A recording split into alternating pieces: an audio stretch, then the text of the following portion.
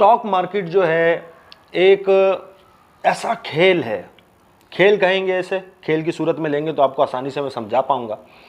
एक ऐसा खेल है कि जिसमें 20% लोग जीतते हैं। ये हर आदमी कहता है यार ये तो बहुत आसान है, मैं आऊँ पैसा लगाऊं पैसा कमाऊं चला जाऊं। फर्ज कीजिए 100 लोग स्टॉक मार्केट में एंट्री लेते हैं, उसमें से 20% लोग या 20% से भी कम 15-20% लोग सिर्फ पैसा बना पाते हैं, बाकी 80% लोग नुकसान करते हैं।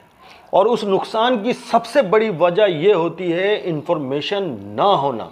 स्टॉक मार्केट का काम बगैर इंफॉर्मेशन नहीं चलता। आपके पास न्यूज़ होनी चाहिए लेटेस्ट, आपकी नज़र होनी चाहिए हर चीज़ के ऊपर, जैसे हम आपको अपनी हर वीडियो में दिखाते हैं।